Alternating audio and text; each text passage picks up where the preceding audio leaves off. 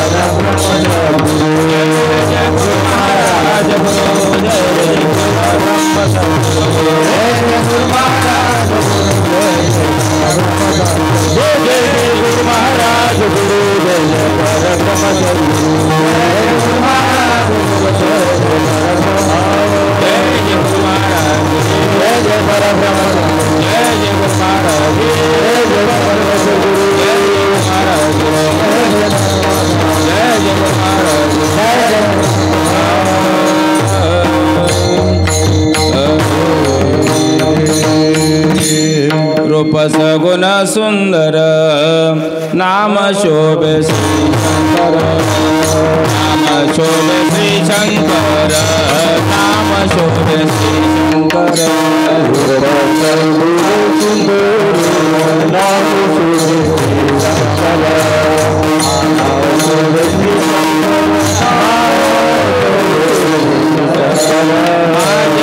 दया भुवन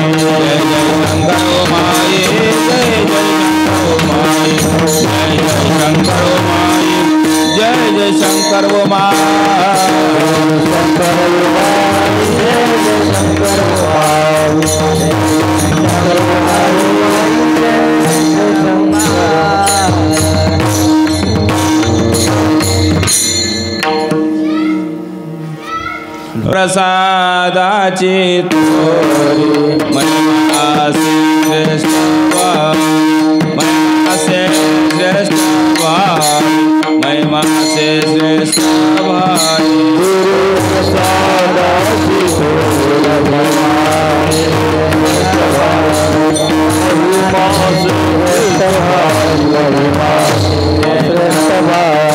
प्रसाद घेताची स्वामीचा नाच होय षडरी पुत नाच होय षडरी पुत नाच होय षडरी पुत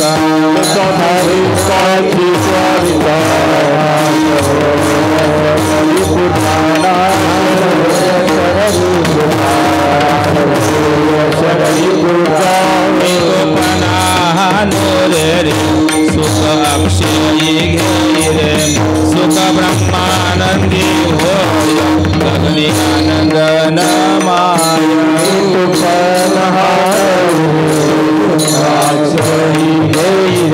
सुख ब्रह्मानंदी हो गगनी प्रसाद घेताची स्वामीचा नाच होय षडरी पुत नाच होय षडरी पुत नाच होय षडरी पुत प्रसाद घेताची स्वामीचा नाच होय षडरी पुत नाच होय षडरी पुत नाच होय षडरी पुत लक्ष्मणा मने घ्यावो जन्म मृत्यू चुकवाहो जन्म मृत्यू चुकवाहो जन्म मृत्यू चुकवाहो लक्ष्मण मने घ्यावो जन्म मृत्यू चुकवाहो जन्म मृत्यू चुकवाहो जन्म मृत्यू चुकवाहो प्रसाद घेताची स्वामीचा घेताची स्वामीचा प्रसाद घेताची स्वामीचा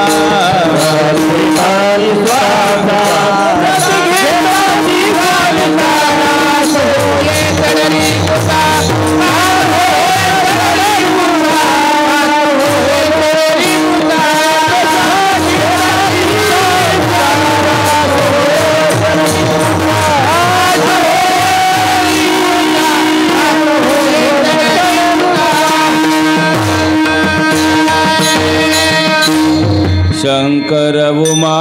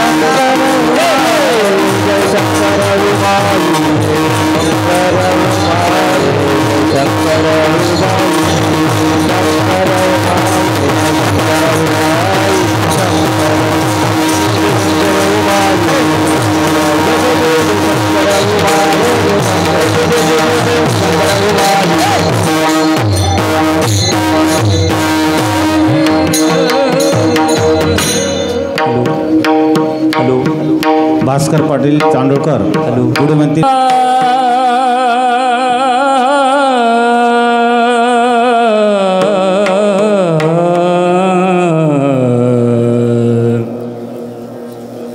रे ना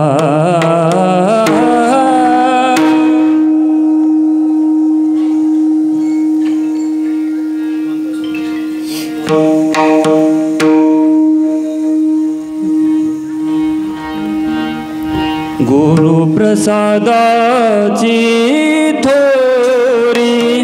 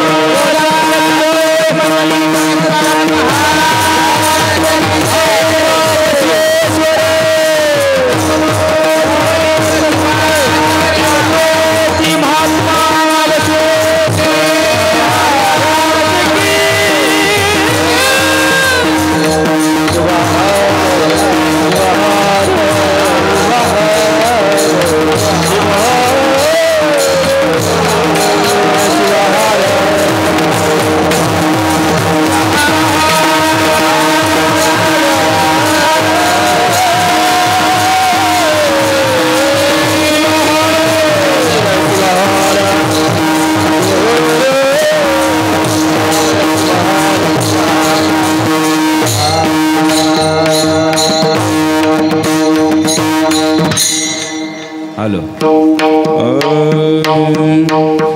गुरुप्रसादाची थोरी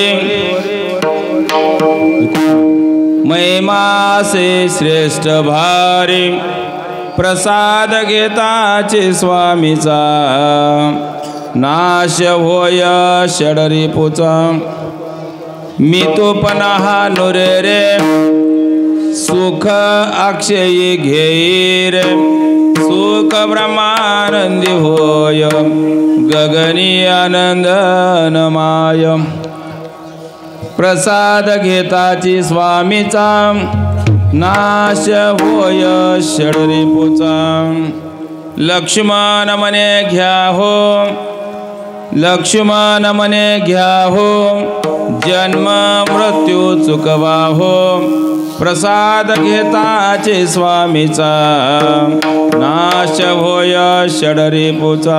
शिवराज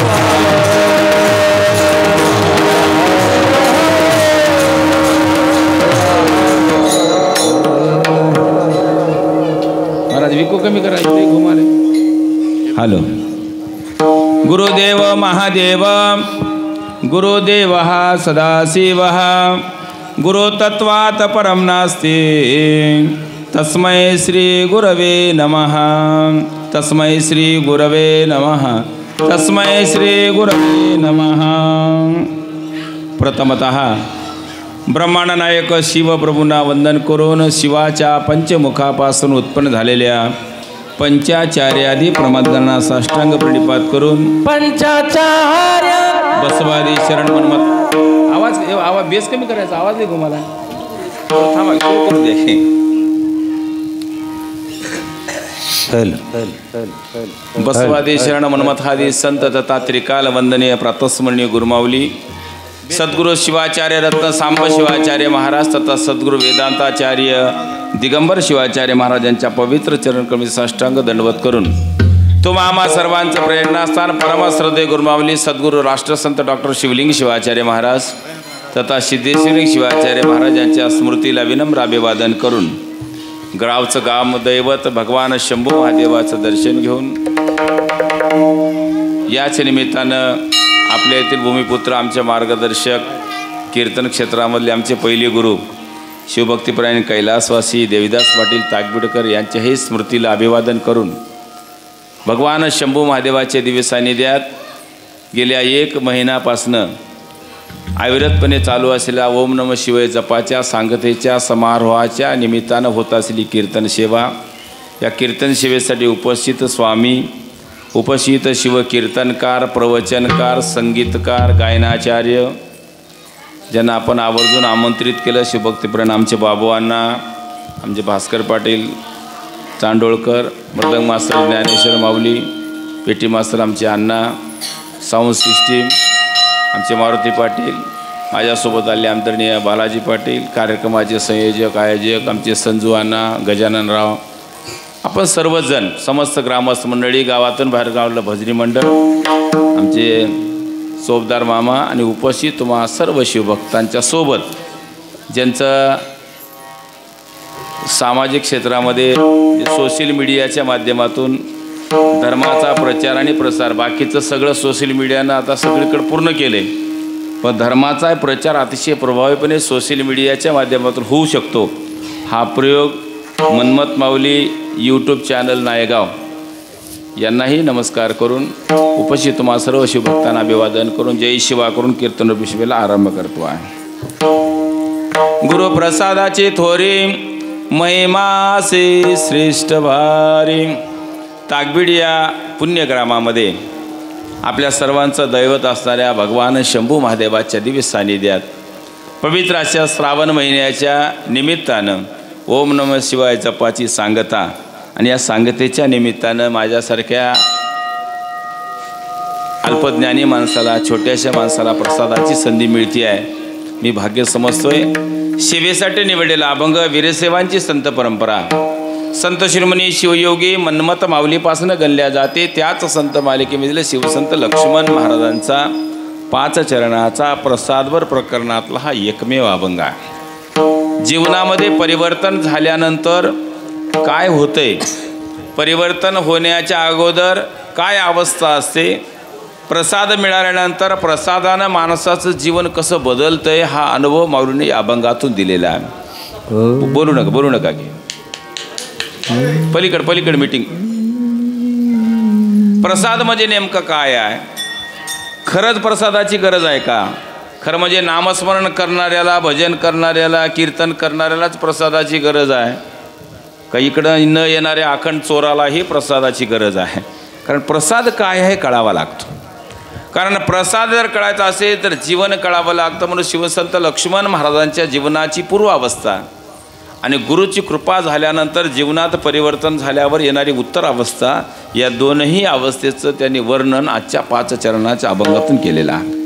निवडलेल्या अभंगावर चिंतन मांडत असताना माझ्या पद्धतीप्रमाणे कीर्तनाची मांडणी 3 टप्प्यात आहे.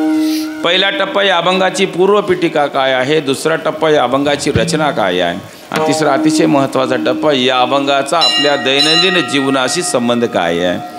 कारण जोपर्यंत एखादी अमूर्त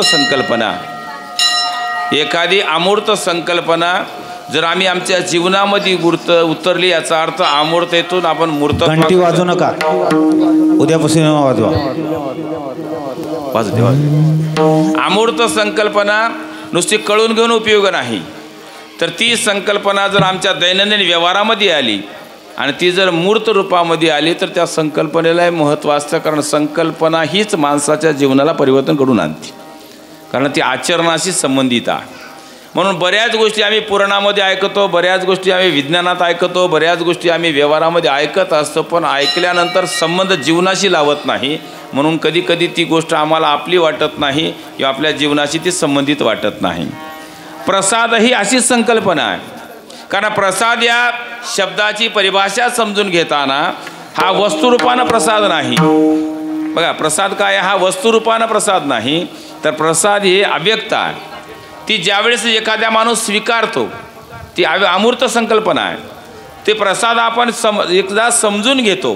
प्रसादाच्या संकल्पना एकदा समजून घेतल्यानंतर त्याच्यावर विचारमंथन करून तो प्रसाद जर आमच्या आचरणामध्ये आला तर प्रसादानं 100% परिवर्तन होते.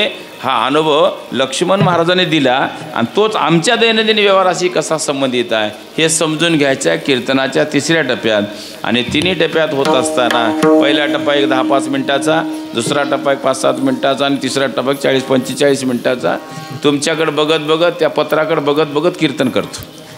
तिकडून त्यानं हातवरी केला, झाला स्वयंपाक म्हणलं की आपलं कीर्तन संपलं आहे की नाही. त्याच्यामुळं सोयीनं आपला हा उपक्रम आहे.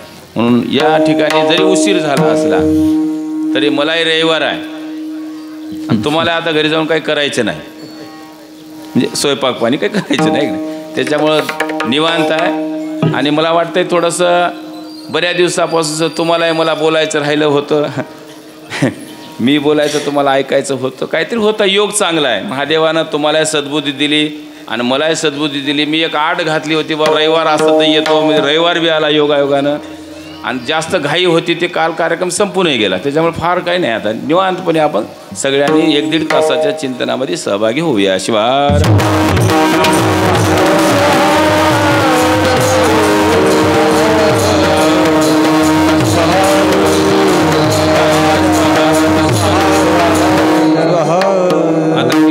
येत असताना पहिला टप्पा आपण घेऊन घेऊया. पहिल्या टप्प्यामध्ये सगळ्यात महत्त्वाचा ही जी धार्मिक संकल्पना आहे, म्हणजे पारमार्थिक संकल्पना आहे. परमार्थ नेमका काय आहे हे समजून घेतला नाही आणि म्हणून कधी कधी वाटतं याची ना आपले काही संबंध नाही, हे फार दूरची गोष्ट आहे. प्रपंच आणि परमार्थामध्ये जर तुलना केली तर आपण एखाद्याला विचारलं बा प्रपंच करतोस का परमार्थ करतो, प्रपंच सोपा वाटते. कारण हा जीव अनंत काळापासून या जन्ममृत्यूच्या खेळामध्ये रमलेला असल्यामुळे प्रपंच जवळचा वाटतो, प्रपंच हा विषयाशी अनुरूप आहे. पण प्रपंच आणि परमार्थाच्या संकल्पना आम्ही करून घेतल्या नाहीत, संतांनी त्याची उकल करून दिली. शिकलेली माणसं असं वाटतं की आपण शिकल्यानंतर ती सुधारली, पण शिकलेली माणसं अध्यात्म आणि विज्ञान याच्यामध्ये तुलना करीत नाहीत. काय वाटतं त्याला अध्यात्म वेगळा विषय वाटतंय, विज्ञान वेगळा विषय वाटतंय. शिकलेल्या माणसाचं स्पष्ट म्हणणं असते विज्ञानामध्ये कोणती गोष्ट समोर दिसली तर मी डोळ्यानं दिसली तर खरी मानतो, अशी आहेत. पण बऱ्याच गोष्टी अशा आहेत की जे डोळ्याला दिसत नसतात पण ते खरे असतात. उदाहरणार्थ हवा डोळ्याला दिसत नाही, पण हवेशिवाय क्षणभर आपण जगू शकत नाही. अशा अनेक गोष्टी आहेत. मग परमात्मा काय आहे, अध्यात्म नेमकं काय आहे? विज्ञान ज्या ठिकाणी थांबतंय ना तिथून अध्यात्म सुरू होते. विज्ञान ज्या ठिकाणी थांबतंय तिथून अध्यात्म सुरू होतंय. या विज्ञानामध्ये पंचतत्वाची उकल अजूनही विज्ञानाला करता आली नाही. मी येता येता बालाजी पाटलाला बोलत बोलत येऊ लागलो. आजच एक पेपरचा लेख वाचला मी. मरण हे येणार आहे सगळ्याला माहीत आहे, बरोबर आहे. विज्ञानाने एवढी प्रगती केली, मेडिकल सायन्स एवढं प्रगत झाले की प्रत्येक माणसाचा अंतकाळ कुठं आहे? आता दवाखान्यातच आहे, दवाखान्यामध्ये आहे. डॉक्टर खूप प्रयत्न करतोय त्या माणसाला वाचविण्याचा, पण एक क्षण असा येतो की डॉक्टरचे प्रयत्न संपतात आणि हातबल व्हावं लागते. तर त्यांनी सांगितलं की विज्ञान एवढं प्रगत झालं आहे, पण विज्ञान मानायला तयार नाही की मरण ही नैसर्गिक घटना आहे, ती येणारच आहे. मेडिकल सायन्स मानायला तयार नाही. त्याला वाटतंय की रोगानंच माणसाला मरण येते काय, की रोगानं माणसाला मरण येते का, अशी त्याची संकल्पना आहे. पण मृत्यू ही नैसर्गिक घटना आहे आणि ते एक ना एक दिवस येणार आहे. हे ज्या दिवशी विज्ञान मान्य करील त्या दिवशी लोक अध्यात्माकडे येतील. असा सुंदर लेख आहे. मी शॉर्टकट सांगायला तुम्हाला, लेख सांगा माझं कीर्तन अर्ध जाते त्याच्यात. अतिशय सुंदर संकल्पना सांगितली. म्हणून अध्यात्म आणि विज्ञान ह्या दोन गोष्टीची उकल जर आम्हाला कळाली नाही तर मला वाटते प्रसाद कळाला नाही. प्रसादाची संकल्पना इथं आहे. अध्यात्म काय करतं? माणसाचा आंतरिक विकास करतं आणि विज्ञान माणसाचं बहिरंग विकास करतं. अध्यात्म माणसाचं आंतरिक विकास करताना आत्मिक समाधानाकडे घेऊन जातं आणि विज्ञान माणसाच्या भौतिक प्रगतीकडे घेऊन जातं, भौतिक प्रगती. म्हणून विज्ञानानं माणसाची परिस्थिती बदलते आणि अध्यात्मानं माणसाची स्थिती बदलते. शब्द ध्यान ठेवून आहे का? आणि ही स्थिती बदलण्याची जी काही अनुभूती आहे ती संतांनी घेतली. कारण संत जीवन वरवर पाहता विज्ञानाच्या डोळ्यानं जर बघितलं तर संतात आमच्यात काही फरक दिसत नाही. आता आपण राष्ट्रसंत अहमदपूरकर महाराज आपण बघितले. आपल्याला महाराजातून आपल्यात काय फरक दिसला? काही फरक नव्हता. महाराजाला 2 पाय होते, आपल्याला 2 पाय होते, त्यांनाही शरीर होतं, आपल्यालाही शरीर होतं, त्यांच्या हालचाली आपल्या सगळं सारखं होतं. बरेच लोक म्हणले महाराजाला पैशाची काय गरज आहे, असे लोक म्हणतात. महाराजांना जेवणा गेल्या जमना का, इथपर्यंत लोक गेले. महाराजातून आपल्यात काय फरक आहे? हे विज्ञान आहे. विज्ञानाच्या अंगानं महाराजातून आपल्यात काय फरक आहे? काहीच फरक नाही. महादेव प्रभूच्या समोर असाच प्रसंग उभा टाकला होता, संतश्रेष्ठ महादेव प्रभू. महादेव प्रभूला लोक म्हणले की महाराजातून आपल्यात काय फरक आहे, संतातून आपल्यात काय फरक आहे, साधूतून आपल्यात काय फरक आहे. तर त्याने उदाहरण दिलं होतं. त्याने फार सुंदर उदाहरण दिले का अभंगामध्ये. महादेव म्हणे साधू आणि जन होतील समान कैसे आता. महादेव म्हणाले साधू आणि सामान्य माणसं वरवर तुम्हाला दिसतात पण ते समान नाहीत. हे पटवून देण्यासाठी तो अभंग लिहिला. कुर्मी तानी बाळे पोशिली प्रीतीने अन्य दुधाविन न वाढत. ते म्हणले कासवीने पिल्ले देते आणि सस्तन प्राणी पिल्ले देतात. सस्तन प्राणी म्हणजे जे प्राणी पिल्ले देतात त्या प्राण्याकडं पिल्याला पिण्याची व्यवस्था असते, म्हणजे दुधाची व्यवस्था असते. कुठलाही प्राणी घ्या, जे पिल्ले देणार प्राणी आहे ना त्याच्या आईकडं दुधाची व्यवस्था असते.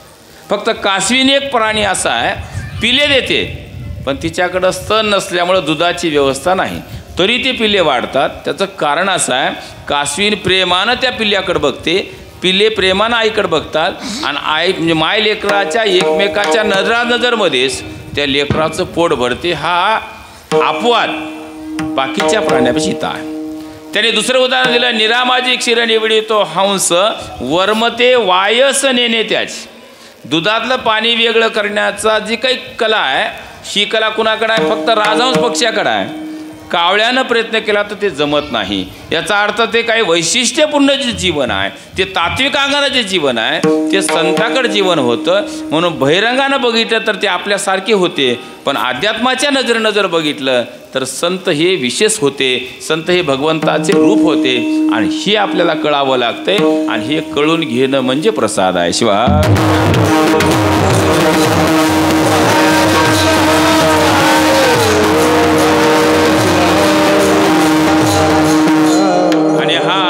शिवसंत लक्ष्मण महाराजाकडे होता. मन्मथ माऊलीपासून आपली संत परंपरा आपण मानतो. या संत परंपरेमध्ये मन्मथ माऊलीपासून असे 24 संत आहेत माझ्या अभ्यासामधले. त्यामध्ये लक्ष्मण महाराज आहेत. शिवसंत लक्ष्मण महाराज जालना जिल्हा परतूर तालुका धोतरजोड्याची आष्टी त्यांचं गाव. आपल्यासारखेच ते भक्त कुळामध्ये जन्मले. त्यांनी संसार केला, आपणही संसार केला, पण त्यांचा संसार पूर्णत्वाला गेला आणि आपला संसार मधीच रुकला, पूर्णत्वाला जात नाही.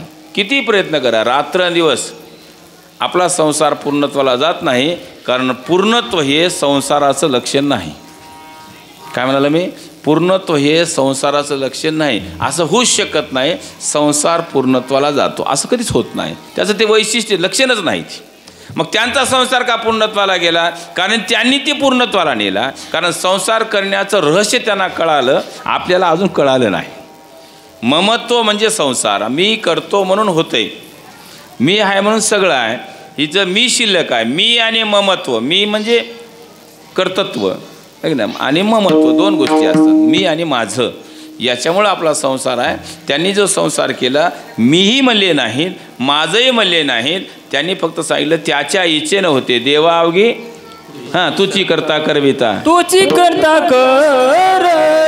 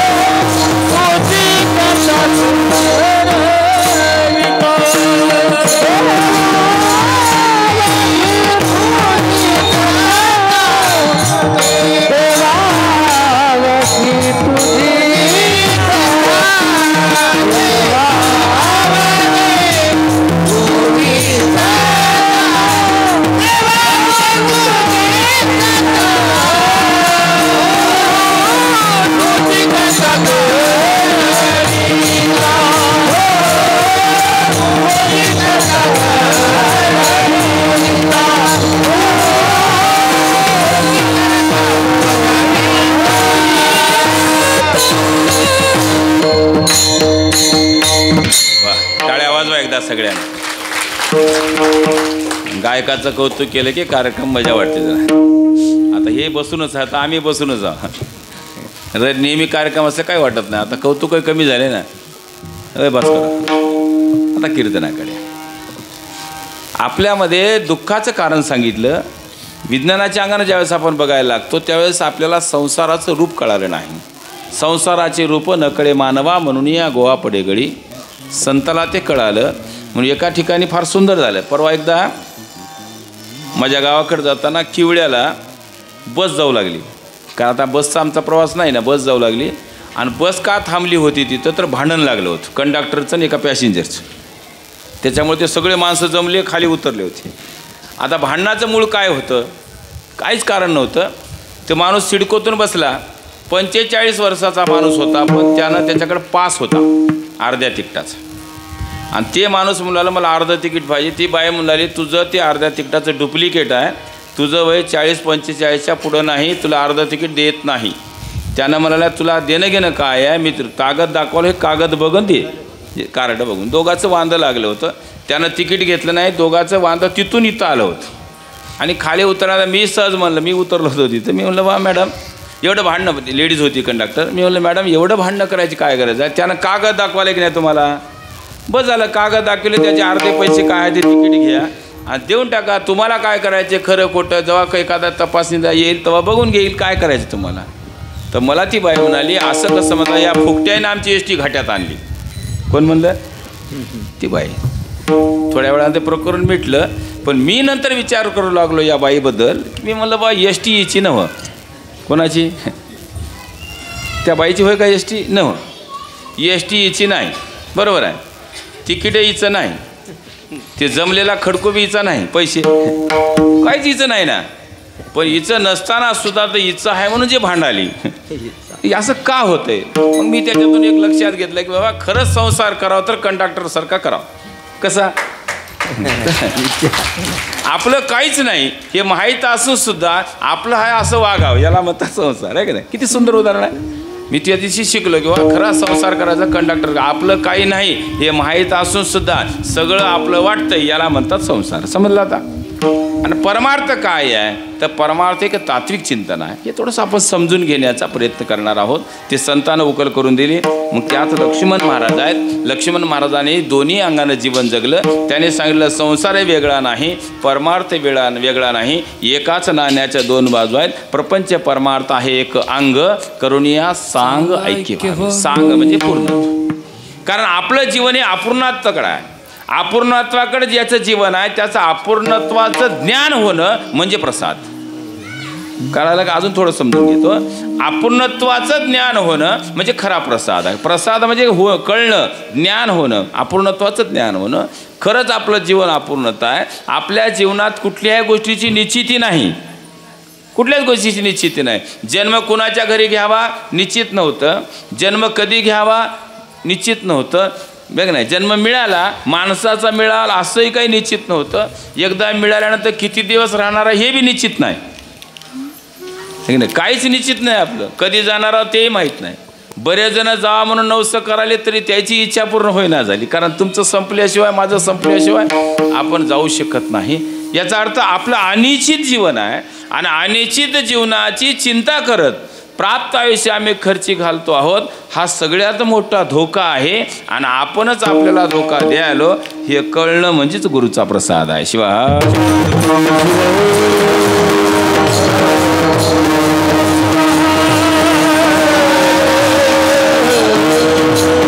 शिवसंत लक्ष्मण महाराजांना सांगितलं की बाबा रे प्रपंच अपूर्ण आहे की नाही. कारण तुमचं माझं जीवनच अपूर्ण आहे. कारण कुठल्याच गोष्टीची निश्चिती नाही. अनिश्चित आहे सगळं. आणि जे अनिश्चित आहे त्याची आम्ही चिंता करू लागलो. माऊली म्हणाले आता चिंता करायची गरज नाही. आता चिंता करायची गरज नाही. आता तुम्हाला कळावं लागते हे सगळं जे आहे हे क्षणभंगूर आहे. सगळं क्षणभंगूर आहे. त्यांनी सांगितलं प्रपंच नाशिवंत आहे. प्रपंचामधल्या जे जे घटक आहेत हे आपल्या काहीच कामाचे नाहीत. नवे नवे ज्याच्यावर आधारित हा प्रपंच मांडला त्या शरीराचाही क्षणाचा भरवसा नाही. नाही देहाचा भरवसा कोण दिवस येईल. कोण दिवस येईल पैसा कोण दिवस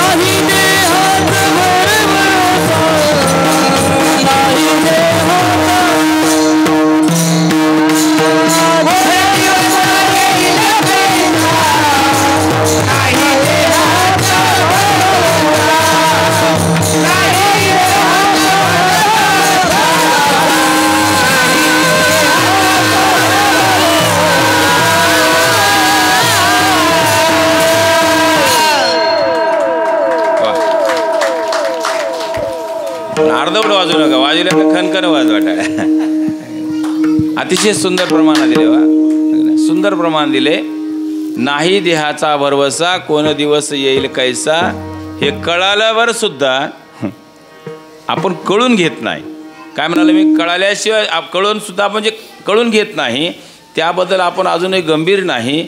गंभीर व्हायचं असेल तर संगतीतून गंभीर होते माणूस, त्याचा तात्विक उकल होते आणि ती उकल करत असताना संत साहित्याचं अवलोकन करावं लागतं. म्हणून आम्ही तुम्ही जो परमार्थ करालो, संत जीवनाचं अनुसरण करण्यापेक्षा अनुकरण करण्याचा प्रयत्न करालो. अनुकरणानं फक्त कृती बदलते, अनुसरणानं वृत्ती बदलते. दोन्हीतला फरक सांगालो. अनुकरणानं कृती बदलते, कृती बदलते ते विज्ञान आहे आणि वृत्ती बदलते ते अध्यात्म आहे. आणि या दोन्हीतला फरक आम्हाला कळाला की आपापच आम्हाला गुरुचा प्रसाद कळतो. आपण हा प्रसाद कळून घेण्यासाठी शिवसंत लक्ष्मण महाराजाच्या जीवनात आपण ज्यावेळेस बघतो त्यावेळेस लक्ष्मण महाराजांनी प्रपंच केला, पण त्रयस्थ या नात्यानं केला. ते जास्त अंगावर घेतला नाही आपल्यासारखा. लक्ष्मण महाराजांना परमार्थाचं सूत्र सापडलं. त्याचं कारण त्यांनी गुरुची सेवा केली. सेवेशिवाय बघा, सेवा करताना सुद्धा आपल्यासारखी केली नाही. पहिल्यांदा सेवकत्व अंगी आणलं आणि मग सेवा केली. सेवेतही फरक आहे. सेवकत्व यावं लागते अंगी, आहे की नाही. आपल्याकडे कुठं सेवकत्व आहे. आपण पहिल्यांदा येतो महादेवाच्या मंदिरामध्ये सेवा करायच्या उद्देशानं. 4-8 दिवस, महिना 15 दिवस येऊ लागला की उगच्या उगं त्या सेवेचा अहंकार येतोय आणि मग म्हणते मी गेल्या तर महादेवाला दिवा आहे. उगं सुरू होते त्याचं, आहे की नाही. मी गेलो तर काय काय माणसं म्हणतात मी हा म्हणून महादेवाला आंघोळ आहे, मी 4-8 दिवस गावाला गेलो तर महादेव पुरुषीला. असं कोण सांगलं तुला. अहंकार येतो आणि त्याच्यातून कर्तृत्वाचा अहंकार आला की सेवकत्व हळूहळू हळूहळू कमी होते. आणि जोपर्यंत सेवकत्व आहे म्हणून सेवा करताना सेवकत्व अंगी आणावं लागतं. उदाहरण देतो समजून घेण्यासाठी. नवीन लग्न झालं होतं आणि तुम्ही कधी कधी पिक्चर बघत असाल बघा, मराठी पिक्चरमध्ये नवरी दारात येताना ते असं माप ठेवतात बघा तांदळाचं, ते पायानं असं पाडते. ते बघितले, आपल्याकडं नसते खेड्यापाड्यात पण शहरात राहते असं. ते नवरी घरात एंट्री मारू लागली. नेमकी नवरी एंट्री मारताना तिथे एक म्हातारी बाई बसली होती. त्या म्हातारी बाईनं त्या नवरीला प्रश्न विचारला. मग थोडंच सांगतो तुम्हाला. प्रश्न काय विचारला त्या नवरीला की नवरीला एवढाच प्रश्न विचारला, म्हणले बाई तू या घरात कशासाठी आलीस. ती चांगल्या घरची होती, उत्तर देणारी. फुकट आलो काय म्हणली असली तर अवघड होतं ना. ती बिचारी चांगली होती. ती म्हणली आजीमाय मी या घरामध्ये सेवा करायला आले. ती म्हणली या घरात तू कोण म्हणून आलीस. तर तिनं सांगितलं या घरात मी दासी म्हणून आले. या घरात मी दासी म्हणून आले. मला सासूची सेवा करायची, सासऱ्याची, नवऱ्याची, जे काही माझ्या घराची सेवा करायची आहे आणि त्या सेवेच्या माध्यमातून मला दोन्ही घराचं नाव मोठं करायचं आहे. या उद्देशानं आजीमा इथं आले म्हणली दासी म्हणून. त्या बाईनं तिला एवढी मिठीच मारली. त्या म्हातारीनं तिला एवढं चांगलं वाटलं. तिनं तिला मायेनं मिठी मारून सांगितलं फलाण्या बाईला की तू काहीतरी भाग्यवान आहेस की तुला चांगली खानदानी सून भेटली, काहीतरी तुझं नशीब आहे. प्रसंग संपला. ती बाई राहिली तिथं दासी म्हणून. 4-2 वर्ष नांदली, 2 पोरं झाले, सगळा आनंदाचा संसार असताना एके दिवशी ती म्हातारी हळून बघायला कानोसा घ्यायला याचा कसा संसार चालू आहे. आणि तेव्हा तीच नवरी आपल्या नवरदेवाला म्हणाली काय होतं रे म्हणली तुझ्या घरी. कवा मी आलं तेव्हा काय होतं म्हणली तुझ्या घरी, आहे की नाही. बघा आता उत्तर म्हणजे शब्द ध्यानात ठेवा. काय होतं तुझ्या घरी. आणि ते माझ्यासारखं येडं म्हणाले तुझ्याच पायानं लक्ष्मी आली. मुद्दा काय होता, सुरुवातीला ज्यावेळेस एंट्री मारली तेव्हा तिचं जे अंगात गुण होता तो दास्यत्वाचा होता, सेवकत्वाचा होता. आणि 4-2 वर्षे सेवा झाली की आपापच तिच्यात मालकत्व आलं. बरोबर आहे. आणि मग मालकालाच म्हणाली काय होतं तुझ्या घरी. याला काय म्हणतात माहिती आहे काय, याला म्हणतात भौतिक जीवन. याला अध्यात्म म्हणत नाहीत. कारण आध्यात्मिक जीवन जगायचं असेल तर लक्ष्मण महाराज म्हणतात जोपर्यंत सेवा करणार नाही तोपर्यंत सेवेतून परिवर्तन होत नाही. म्हणून आपण 1 महिना जे कार्यक्रम केला हे जप करावं लागते म्हणून केला नाही. आता कोणाचा जप किती दिवस झाला, किती झाला आणि तो किती पचला हे आता पुढच्या महिन्यात कळणार आहे. पहिले सासूला भांडू लागली, जप करून जर सासूला भांडू लागली तिला जप कळाला नाही. पहिले सुनेला भांडू लागले, सासूने जप करून आली, महिनाभर जप केला, हिच्या भाषेत काहीच बदल झाला नाही तर समजा अजून आपल्याला जप करावं लागणार आहे, एवढ्यावर आपलं भागणार नाही. हे कळणं म्हणजेच आजचा प्रसाद आहे. शिवाय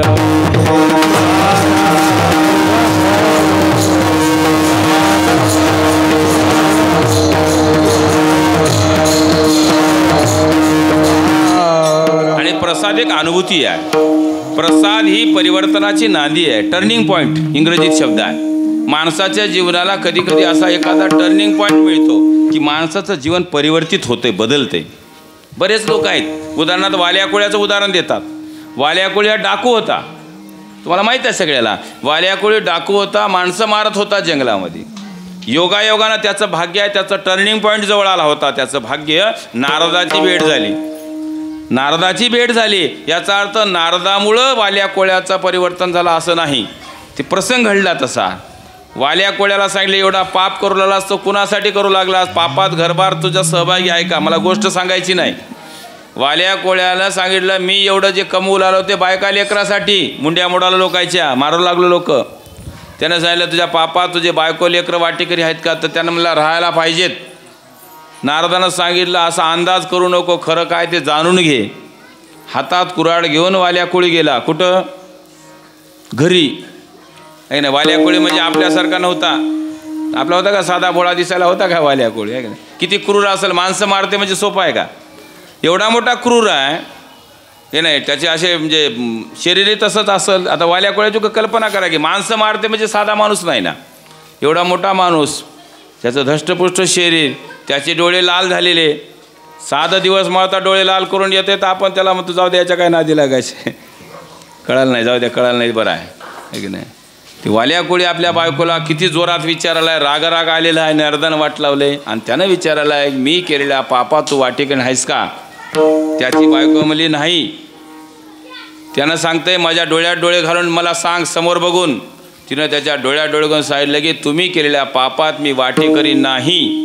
ते म्हणलं राहायला पाहिजे. तिने सांगितलं मी लग्न करून आलेलं आहे, कमवून आणणं तुमचं काम आहे, शिजवून घालणं माझं काम आहे. तुम्ही कोण्या मार्गानं कमवून आणल्या त्याचे परिणाम तुम्हाला भोगावे लागतील. तिनं सांगितलं मी तुझ्या पापात वाटेकरी नाही. ज्यावेळेस त्यानं अजून जोरात विचार करून तिनं सांगितलं विचार करून सांगायला म्हणजे तुझ्या पापात वाटेकरी नाही. वाल्या कोळ्याच्या हातातली कुऱ्हाड गळून पडली आणि वाल्या कोळ्याचं जीवन परिवर्तित झालं आणि वाल्मिक ऋषी झाला. याला म्हणतात टर्निंग पॉईंट. लक्ष्मण महाराजाच्या जीवनातही टर्निंग पॉईंट आला.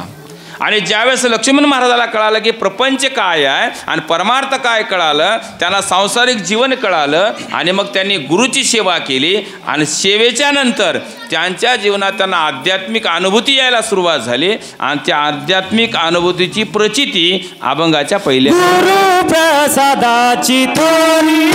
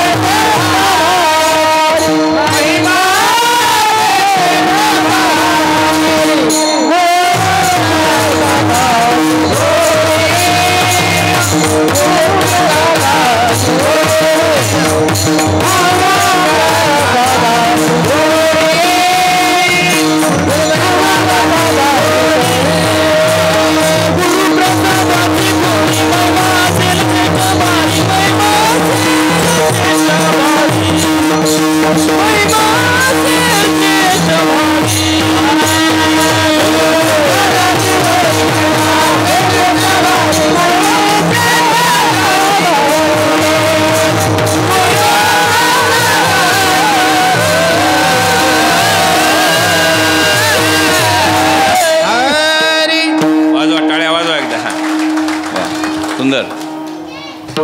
आकाशचा आवाज खूप गोड आहे बरं का. आता कीर्तन आपलं अभंगाच्या पहिल्या चरणावर आलं. पहिल्या चरण म्हणजे लक्ष्मण महाराजांच्या जीवनात आली प्रचिती आहे. या चरणामध्ये 3 शब्द आहेत. गुरु, प्रसाद, थोरी. गुरु म्हणजे ज्ञान, गुरु म्हणजे व्यक्ती नाही, गुरु म्हणजे काय? तत्व. गुरु म्हणजे अध्यात्मातलं तत्व. वीरशैव धर्मामध्ये सुद्धा 19 तत्व सांगितले. त्यापैकी पहिलं तत्व आहे गुरु. गुरु म्हणजे माणूस नाही, गुरु म्हणजे तत्व आहे. आणि हे तत्व अव्यक्त आहे.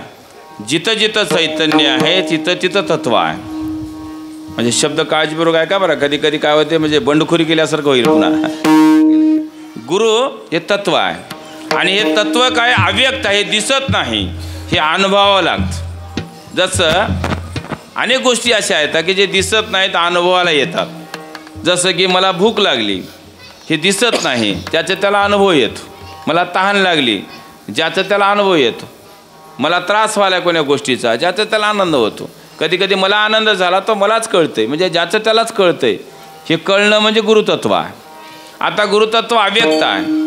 प्रसाद म्हणजे वस्तू नाही, प्रसाद म्हणजे हे पूर्ण कळणं म्हणजे प्रसाद आहे. प्रसाद म्हणजे कळणे, प्रसाद म्हणजे जाणीव, प्रसाद म्हणजे अनुभव, प्रसाद म्हणजे अनुभव, प्रसाद म्हणजे आनंद. प्रसादाची एकूण माझ्या माहितीप्रमाणे जवळजवळ त्याला 43-44 अर्थ आहेत प्रसादाचे.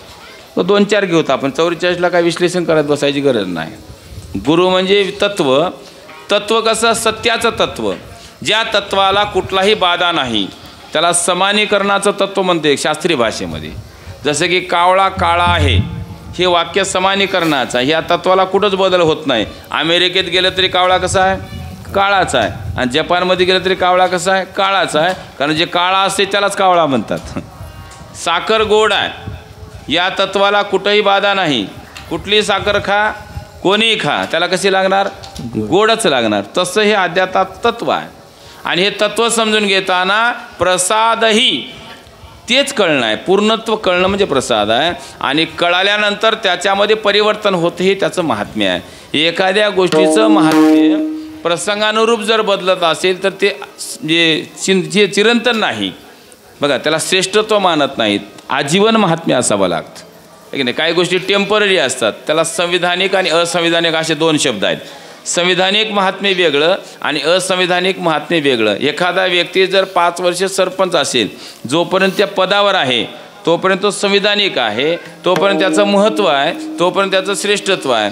पण पदावरून एकदा अवनत झाला, अवनत म्हणजे खाली आला, की पुन्हा त्याचं महत्त्व नसतंय. ते कायमचं महत्त्व नाही, संविधानिक महत्त्व नाही. देशाचा पंतप्रधान 5 वर्षे पंतप्रधान आहे तोपर्यंत त्याला मूल्य आहे, त्या पदावर आहे तोपर्यंत किंमत आहे. ही गुरुचं तसं नाही. गुरुचं नावाचं जे तत्व आहे, जोपर्यंत तुमच्या अंगामध्ये चैतन्य आहे तोपर्यंत ते आहे. म्हणजे जन्मल्यापासून मरेपर्यंत ते तत्व आपल्यामध्ये भरलेलं आहे. याची पूर्ण ओळख झाली की आपापच आमचं जीवन परिवर्तित होतं आहे, असं लक्ष्मण महाराजाला अभंगाच्या पहिल्या चरणात सांगायचं आहे. मग आता पहिल्या चरणातलं समजून घेताना तुमच्या माझ्या जीवनामध्ये गुरुला अनन्यसाधारण महत्त्व आहे. पण गुरु कळाला पाहिजे बरं का. 5 प्रकारचे गुरु मानतात, 5 प्रकारचे. मी नेहमी विश्लेषण करताना हे सांगत असतो, कारण हे काळाची गरज आहे. पहिली गुरु आई आहे. व्यवहाराच्या अंगानं, भौतिक अंगानं, भौतिक आणि आध्यात्मिक दोन्ही अंगानं गुरुचं महत्त्व आहे. 4 गुरु भौतिक आहेत आणि 1 गुरु अध्यात्म आहे. पैकी पहिला गुरु आई आहे. आता तुम्ही सगळेजण आई आहात, म्हणजे आई आहात त्याचा अर्थ मातृत्व आहे तुमच्याकडं. आता पिंडाला कसं घडवायचं? जगाच्या पाठीवर वीरशैव लिंगायत धर्माचं वैशिष्ट्य वेगळं आहे. आम्हाला वाटतंय तिकडं इकडं काय फरक आहे? काय काय आमचेच कीर्तनकार दोन्हीकडे कीर्तन ठोकतात. मी नावं कशाला घेत बसू, तुम्हाला माहीत आहेत की. मग त्याला विचारलं, बाबा तिकडलं तुम्हाला कसं काय जमालं? तर म्हणले तिकडं इकडं काही फरक नाही, काही फरक नाही. हे कळालं नाही. तत्वाच्या अंगानं कळालं, त्याला व्यवहाराच्या अंगानं कळालं. त्याला वाटलं कंबर बांधणे आणि एखाद्या अभंगावर गडगड बोलणे म्हणजे कीर्तन आहे. कीर्तन नाही माहीतच, ते कळावं लागतं. म्हणून अध्यात्म आणि विज्ञानही तसंच आहे. म्हणून आम्हाला तुम्हाला ते कळायचं असेल तर गुरु नावाच्या तत्वाला सांगताना पहिला गुरु सांगितला आई. आईचं मातृत्व आम्हाला कळावं लागतं. हे तत्वाच्या अंगानं कळावं लागतं, व्यवहाराच्या अंगानं नाही. आई होणं सोपं आहे, मातृत्व सगळ्यात अवघड आहे. म्हणून पहिली गुरु कोण असेल तर आई आहे. वीरशैव धर्माचं वैशिष्ट्य सांगताना आमच्या धर्मामध्ये आईला फार महत्त्व आहे, स्त्रीला फार महत्त्व आहे. आमचा धर्म आज लोक जाहीर करायलेत, गरजा करायलेत की स्त्री आणि पुरुष समानता. आमच्या धर्मात जगज्योती महात्मा बसवेश्वरापासनं सर्व समानता आहे, स्त्री पुरुष वेगळं नाही. उलट आमच्याकडं गर्भाधान हा संस्कार मानला जातो आणि गर्भधारणा ही आमच्यासाठी सगळ्यात मोठी स्वागताची वस्तू आहे. म्हणून जगाच्या पाठीवर या धर्माचं वैशिष्ट्य सांगताना सांगतोय, प्राकृतिक काया ज्ञान कायेमध्ये रूपांतरित करण्याची यंत्रणा फक्त वीरशैव लिंगायतच धर्मामध्ये आहे. कारण मी बाकीच्या धर्माचा अभ्यास केला आहे बरं का. प्राकृतिक काया ज्ञान कायेमध्ये रूपांतरित केल्या जाते. याचा अर्थ मांसपिंडाचा मंत्रपिंड केला जातो आणि हे मांसपिंडाचा मंत्रपिंड करण्याची सगळ्यात मोठी जबाबदारी पहिल्या गुरुची आहे. पहिला गुरु कोण आहे? आई आहे. आम्हाला ते आईपणच कळालं नाही. उगं गर्दा उठलेलं आहे. लेकरं होणं म्हणजे आई नाही. मी काय म्हणावं, ध्यान करा, मातृत्व महत्त्वाचं आहे. ते कर्तृत्वाच्या अंगानं असावं लागतं मातृत्व. म्हणून प्रत्येक आईला ध्यास लागावा लागतो की माझ्या पोटी येणारा जे काही पिंड आहे ते समाजाच्या उपयोगाचा असावा, देशाच्या उपयोगाचा असावा. त्याचं मोठेपण एवढं व्हावं की त्याच्यामुळं माझी ओळख व्हावी. बरोबर आहे, त्याच्यामुळं माझी ओळख व्हावी. आणि हे मातृत्व आपल्याला आणावं लागते. ते गुरु पहिला आहे. जगज्योती महात्मा बसवेश्वराच्या आईनं तसा पिंड घडवला. म्हणून जगाला संसदेचं लोकशाहीचं शिक्षण, म्हणजे लोकशाहीचं तत्त्वज्ञान त्यांना सांगितलं. बरं, समाज परिवर्तनाचा सगळ्यात मोठा परिवर्तनकार आहे तो जगज्योती महात्मा बसवेश्वर. आम्ही कार्ल मार्क्सला म्हणतो लोकशाहीचे जनक, पण जगज्योती महात्मा बसवेश्वर लोकशाहीचे जनक आहे. जगाला आज कळालं मनमथ माऊलीच्या आईकडे जावं लागते तेव्हा मनमथ माऊलीचं मोठेपण आहे. आईला तसं घडवलं लेकराला. म्हणून आपल्या उदरात असलेला जो पिंड आहे तो भगवंताचा प्रसाद आहे आणि त्याला घडविणं माझं आहे. छत्रपती शिवाजी महाराज उगच घडले नाहीत, जिजामाईचं योगदान आहे त्याच्यात. जिजाबाईनं रात्रंदिवस स्वप्न बघितलं की माझ्या पोटी राजा जन्माला आला पाहिजे. साधा नाहीच. त्या जिजाबाई सहज आठवला म्हणून सांगतो. जिजाबाईच्या जीवनातला एक छोटासा प्रसंग सांगतो तुम्हाला, किती मोठेपण होतं, किती काळजी घेतली होती. पुण्याला गेल्या जिजाबाई. लेकरू होतं फक्त 3 महिन्याचं. बाळशिवबा 3-3.5 महिन्याचा होतं त्यावेळेस. कारण शहाजीराजे खाली म्हणजे दक्षिणेकडे मोहिमेला गेले होते. पुण्याला त्यांचं कार्यक्रम म्हणजे त्यांचं हे होतं, वतन होतं. आणि त्या पुण्याला गेल्यानंतर जिजाबाई दरबारात गेल्या. जिजाबाई कारभार बघायचे आणि लेकरू आंघोळ घालून त्याला पाजून पाळण्यात टाकलेलं होतं. दासी त्याला झोका देत होती. हिनं दरबारामध्ये राज्यकारभार करत होती. दरबारात राजकीय चर्चा चालू असताना कोणाला एंट्री नव्हती त्याच्यात, कोणाला नव्हती. आणि ते लेकरू उठलं झोपेतून आणि मोठ्यानं रडू लागलं. त्या लेकराला गरज होती आईच्या दुधाची, म्हणजे आईची गरज होती. ती आईशिवाय थांबणार नव्हतं. ते लेकरू मोठमोठ्या रडू लागलं. दासी परेशान झाली. आता बाईसाहेबाला बोलून तर मध्ये जाताना बोलविता येत नाही. लेकरू तर थांबत नाही. आता काय करावं, धर्मसंकट उभं टाकलं. पण योग चांगला होता की तिलाही दुधाची व्यवस्था होती. म्हणजे दासी तिलाही 3-4 महिन्याचं लेकरू होतं. तिनं एक मोठ्या मनानं विचार केला की आता लेकराला आईच्या दुधाची गरज आहे. म्हणून तिनं काय केलं, नाईलाज म्हणून त्या लेकराला उचललं आणि पदराच्या खाली घेतलं त्याला दूध पाजवायला. असं त्या लेकरानं थोडे दूध पिलं नाही, 1-2 थेंब दूध पिलं असं 1-2 मिनटं. त्यानं दूध पियाला सुरुवात करायला आणि जिजाबाई याला एकच वेळ झाली. आणि जिजाबाईनं बघितलं शिवबाकडं आणि त्या बाईकडं बघितलं. तिने विचारलं काय करायलीस? म्हणजे बाईसाहेब लेकरू रडत होतं त्याला दूध पाजवाले. जिजाबाईनं त्या राग त्या बाईच्या हातातून लेकरू ओढून घेतलं. त्या लेकराला गरगर फिरविलं. त्याच्या तोंडातलं सगळं ते रक्त उलटी करून टाकली. आणि 3 दिवस त्या लेकराला काहीच पाजविलं नाही. असं उपाशी मेलेलं बरं, पण त्याला दूध त्याचं पाजवायचं. ते बाई म्हणले काय झालं, माझं काय चुकलं? तर जिजाबाईचं वाक्य आहे, अगं याला मला राजा करायचा आहे आणि तुझ्यासारख्या दासीचं जर दूध पिलं तर हे राजा कसा होईल? म्हणून याला राजा करायचा, याला राणीचं दूध पाहिजे. तुझ्यासारखेचं दूध पिऊन याला दास करण्यापेक्षा हे उपाशी मेलेलं बरं. म्हणून 3 दिवस शिवाजी महाराजाला दूध पाजविलं नाही, तेव्हा शिवाजी घडलाय. आता आपला म्हणजे आपल्याला शिवाजी घडवायचा नाही, पण आपण एवढी काळजी घ्यावी लागते. याला म्हणतात गुरु, याला म्हणतात माता.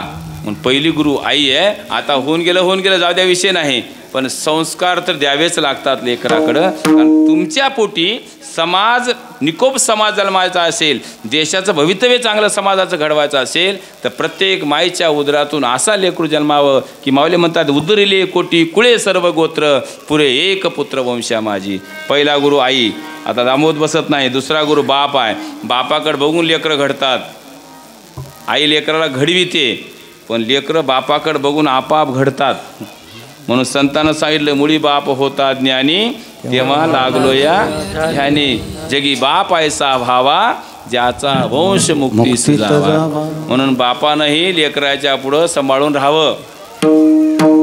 लेकरं जे शिवाद्याला शिकतात ते करेक्ट बापाच्या शिकतात, ठीक नाही. म्हणून बापानंही आपलं काही जे काही असेल समजा, ते जरासं लेकराच्या देखत राहू नये. मायबापानं एकमेकाला आदरानं बोलावं, तर लेकरं तुम्हाला आदरानं बोलतात. तुम्ही जर लेकराच्या देखत नवऱ्याचा अपमान केला, तर लेकराच्या नजरेतून बाप उतरला की पुन्हा बाप त्याच्या नजरेत भरत नाही. आणि लेकराच्या नजरेतून माय उतरली, पुन्हा माय नजरेत भरत नाही. म्हणून लेकराच्या नजरेतून उतरणं म्हणजेच मरणं आहे. ध्यानात राहू द्या. म्हणून बापालाही महत्त्व दिलं. आता तिसरा गुरु आहे शिक्षा गुरु. म्हणजे तुम्हाला मला सगळ्याला जे जीवन जगायला शिकवितो तो शिक्षा गुरु आहे. मग शाळेतला गुरुजी असेल, व्यवहारातला असेल. 4 नंबरचा गुरु आहे दीक्षा गुरु, जो आम्हाला धर्माचा संस्कार करतो, लिंगाचं आणि अंगाचं लग्न लावतो, तो गुरु आहे. आणि अतिशय महत्त्वाचा जो माझ्या अभंगाला लागणार आहे तो आहे 5 नंबरचा गुरु. त्याला म्हणतात सद्गुरू. तो सद्गुरू अव्यक्त आहे. माझ्यामध्ये असलेल्या गुरुतत्वाची ओळख मला होणं म्हणजेच गुरुचा प्रसाद कळणं आहे. शिवाय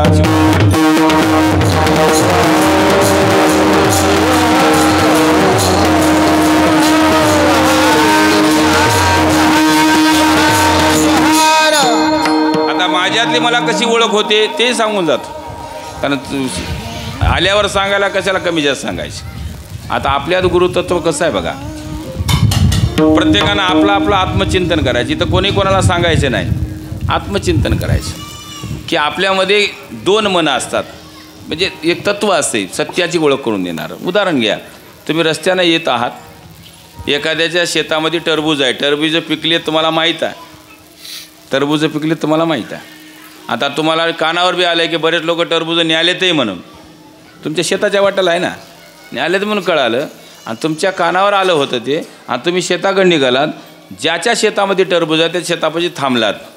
तुमच्यामधून एक आवाज येते, टरबूज घ्यावं. तुम्ही टरबूज घेण्यासाठी त्याच्या शेताकडे वळल्याबरोबर तुमचं चित्त स्थिर राहत नाही. तुम्हाला मधून संकेत येते, घेऊ नको, चोरी करणं पाप आहे. मधूनच आवाज येते, चोरी करणं पाप आहे. 10 रुपयाला किलो मिळते. बरंच खाऊ वाटलं तर 2 किलो आणून खाल्लेलं बरं, पण चोरी करणं पाप आहे, हे करू नको. मधून एक आवाज येते. मधला आज आवाज ऐकून जर तुम्ही वापस फिरलाव की समजा गुरुचा प्रसाद कळाला. आणि मधून दुसरा एक आवाज येते, सगळेच खायलेत, खायची वस्तू आहे. काय होते एकदा खाल्यानं काय होते. तेव्हा दुसरा आवाज येते, खायची वस्तू आहे खरं आहे, पण काय खावं कळावं लागते. कारण एकदा जरी खालं ते जर उघडकीला आलं तर महागडलं पुढलं सगळं साफ करते. म्हणून न खालेलं बरं. खालं तरी काय फरक पडणार आहे काही दिवसानं. तर तेच असं म्हणून वापस फिरलं की समजा गुरुचा हे मी टरबुजावर घालून म्हणालो, मला टरबुजावर घालायचं नव्हतं हे. कळालं का तुम्हाला? हां. मग चलता फिरता जाता येता बोलता सगळे ठिकाणी प्रत्येक पाऊल टाकताना माझं पाऊल वाकडं पडणार नाही एवढं कळणं म्हणजेच गुरुचा प्रसाद आहे. आणि लक्ष्मण महाराज म्हणाले, हा प्रसाद ज्याला मिळाला त्यानं कितीही परिस्थिती बदलू द्या, कितीही काळ बदलू द्या, कितीही लोक विचित्र वागू द्या, त्याच्याकडून कधीच अनिष्ट वर्तन होणार नाही. म्हणून त्याचं महात्म्य सांगितलं की एवढं कळावं लागतं. मग मी कोण आहे कळावं, माझं जीवन काय कळावं, माझा प्रपंच काय कळावा, माझा संस्कार काय कळावा, मी काय बोलतो हे कळावं, मी काय ऐकावं हे कळावं. याचा अर्थ आम्हाला चांगल्या पद्धतीचं जीवन जगायला कळलं म्हणजे लक्ष्मण महाराज म्हणतात तो खरा गुरुचा प्रसाद आहे. आणि ज्यावेळेस आम्हाला पूर्ण कळायला लागलं, मी थोडं सांगू लागलो, पण ज्यावेळेस जीवनातलं पूर्ण रहस्य कळालं की आपाप त्याचं जीवन बदलते. हा अनुभव सांगताना माऊली सांगतायत, प्रसाद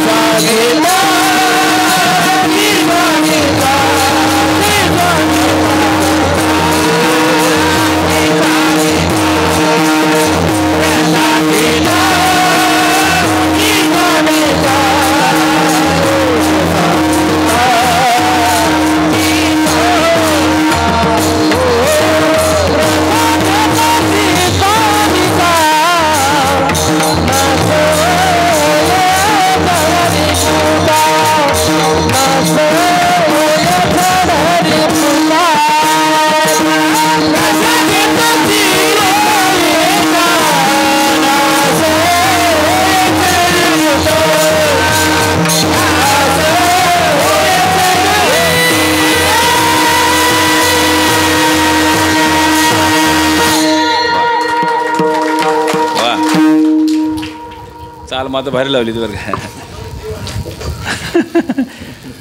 शिवार शिव.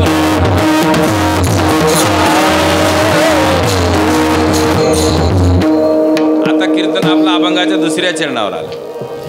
सत्याची ओळख असणारं आपल्या आतून येणारा आवाज आपण ऐकून परिवर्तित झालो. याचा अर्थ आपल्याला सत्य आणि असत्य, हित आणि अहित कळालं. प्रसाद घेताची म्हणजे ते समजलं. हे प्रसाद म्हणजे खाणं न बरं का. प्रसाद म्हणजे हे विचाराचं आपल्याला जाणीव झाली. त्या घटनेची जाणीव झाली की आपापच काय होतं तर आपल्याला त्याच्यातलं मूळ कळतं, सत्य कळतं. आणि एखाद्या गोष्टीतलं सत्य कळालं की आपापच त्याच्याबद्दल विरक्ती येते. माझे शब्द काळजीवर काय कर. अरे दुःखाला कारण काय आहे? षड्रिपू. षड्रिपू त्यामधला महत्त्वाची वासना म्हणजे काम. आता काम क्रोधादी षड्रिपू मानवी मूल्याचं अधपतन करतात. आज जे जग बिघडलं, समाज बिघडला, गाव बिघडलं, घर बिघडलं, माणूस बिघडलं जे म्हणतो आपण, काही दुसरं नाही. फक्त षड्रिपू जास्त झाले म्हणजे फोपावले. त्याला दाबलं नाही, त्याला मारलं नाही, त्याचे हातपाय तोडले नाही, म्हणून हे बिघडले सगळं. याला मारायचं असेल तर काय करावं? तर माऊली सांगतायत की सत्याची ओळख व्हावी. एकदा सत्य कळालं, विषयातलं सत्य कळालं. आता आपण बऱ्याच जणांना म्हणतो हे सोडून देणं बरं नाही, पण सांगण्यानं काय उपयोग होते का? काय होत नाही महाराज. आम्ही एक दोघाला म्हणलं बा हे पिणं बरं नाही, हे सोडून दे. तर एक माणूस मला म्हणला कशावर बरं नाही सांगा म्हणला. तुम्हाला काय अनुभव? असं आपल्यावर येते ते. आता आम्हाला काय अनुभवच नाही. ते म्हणलं अनुभव नसं तर बोलू नये म्हणला. मला अजून टबल बोलला. अनुभवावेनं बोलू नये, फार संताचं प्रमाण सांगते ते.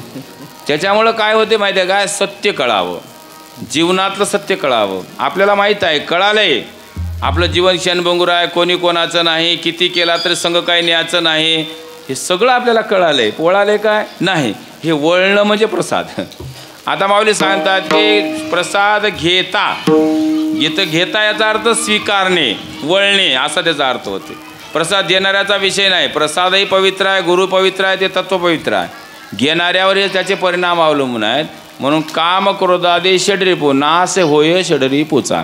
त्यापैकी पहिला षड्रिपू साईडला काम. काम म्हणजे वासना.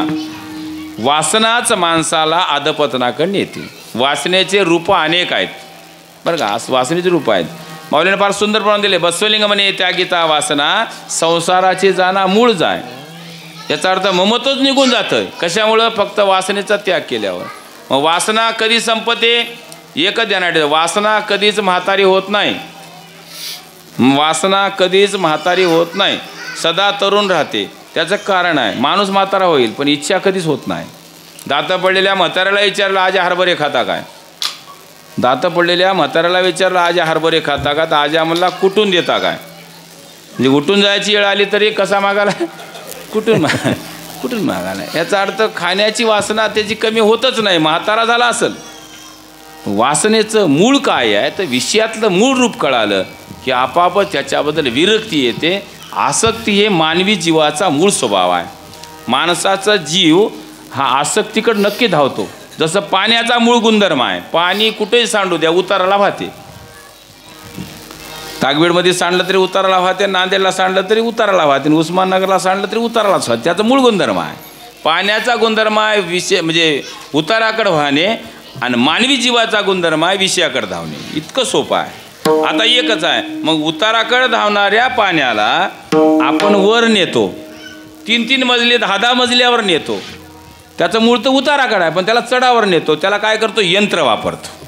यंत्राच्या माध्यमातून किती उताराला वाहणारं पाणी असू द्या 60 मजल्यावर नेता येते यंत्राच्या माध्यमातून. आणि जीवा जे विषयाकडे धावणारा जीव आहे यालाही वरी नेता येतं ते मंत्राच्या माध्यमातून. मंत्र म्हणजे तुम्ही केलेला नाम जप हे की नाही. जप केला ओम नमः शिवाय जप. हा जप जर सिद्ध झाला यालाही वरी नेता येते. फार सुंदर प्रमाण दिले महाराज. याला म्हणतात ऊर्ध्वगती. आता जे वाहत आहे ते अधोगतीला खालच्या उताराला, आता त्याला ऊर्ध्वगतीला न्यायचं आहे.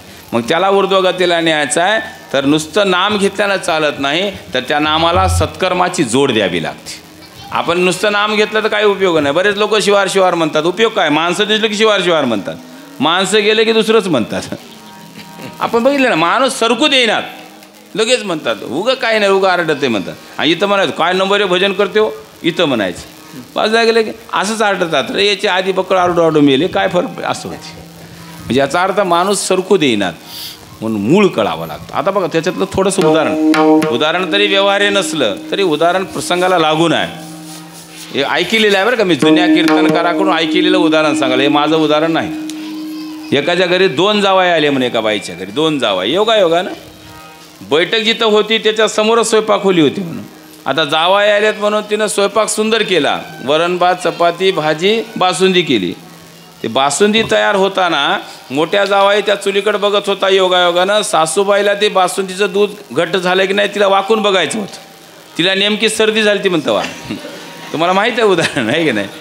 हां, आणि ते नेमकी ते बासुंदी घट होताना ते पैलवान पडला मधी.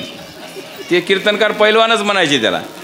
हे कोणाचं उदाहरण आहे? मानखेडकरचं उदाहरण आहे. ते मानखेडकर दुसरे होते बघा, मानखेडकर त्याचं उदाहरण आहे. मला प्रसंगाला लागू झाला म्हणून सांगू लागलो. वरणाला फोडणी देताना दुसऱ्या जावयानं बघलं. पहिल्या जावयानं बासुंदी करताना बघितलं पैलवान पडलेला. वरणाला फोडणी देताना दुसऱ्या जावयानं बघलं. दोघांनाही शपथ घेतली मरून जाईल पण बासुंदी खाणार नाही मोठं म्हणाले, आणि मरून जाईल पण वरण खाणार नाही धाकटं म्हणाले. सासूबाईनं जेवाय ज्यावेळेस वाढलं तेव्हा मोठा जावया म्हणला, मामी तुमच्या पाया पडतो, मला बासुंदी नका. कारण त्याला त्याच्यातलं खरं माहीत होतं. मुद्दा हे त्यासाठी. आणि वरण वाढताना दुसरा जावया म्हणाला, मामी मला वरण नका, कारण त्याला त्याच्यातलं खरं माहीत होतं. जावई असं कसं तुमच्यासाठी बासुंदी केली, काय तुमचा रुसवा फुगा आहे काय? सासूबाई म्हणले 2 तोळ्याची अंगठी करतो, तरी ते म्हणाले नको. का? कारण विषय जरी किती मोठा असला, अभिलाषा किती मोठी असली, तर विषयातलं मूळ माहीत झालं की विरक्ती येतेच. आता सासूनं समजा 5 एकर जमीन जरी देतो म्हणली, तर आतापर्यंत मला वाटतं असला जावाई नाहीच कोणी की खातो मामी काय झाले वाटीभर असं म्हणते का कधी. म्हणजे याचा अर्थ किती मोठी लालूच दाखवू द्या, माणूस ते स्वीकारित नाही. बरोबर आहे. याचा अर्थ विरक्ती येते. लक्ष्मण महाराज म्हणजे प्रसाद नाही दुसरं काय आहे. एखाद्या विषयातलं खरं कळणं म्हणजे प्रसाद आहे. त्याच्यानं जीवन, विरक्ती आली की जीवन बदललं आहे की नाही. म्हणून त्यानं बासुंदी खाली नाही आणि यानं वरण खाल्लं नाही, कारण त्याच्यातली मूळ रूप माहीत होतं. म्हणून विषयाचं रूप कळालं की विषयापासून विरक्ती येते. म्हणून माऊली म्हणतात काम कमी होते प्रसादानं, आणि काम जर पूर्ण झाला नाही तर क्रोध येतो, राग येतो. बरोबर आहे. क्रोध येतो, आणि क्रोध आला की माणसाच्या हातून हिंसाचार घडतो. क्रोध आला की माणसं काही बोलतात. रागाच्या भरात माणसं काय बोलावं ते सुद्धा कळत नाही, काही बोलतात.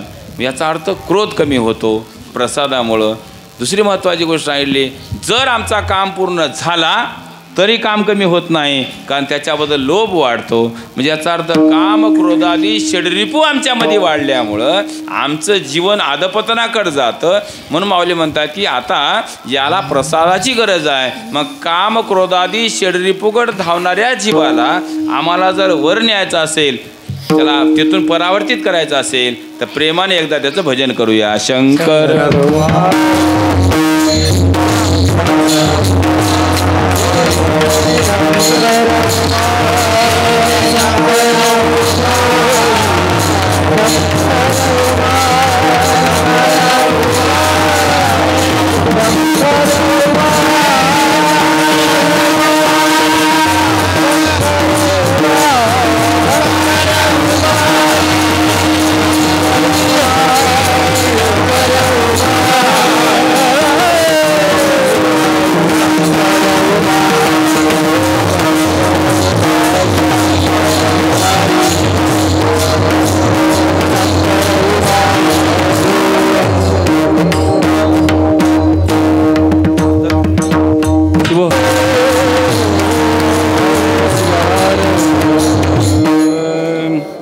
गुरुप्रसादाची थोरी महिमा असे श्रेष्ठ भारी.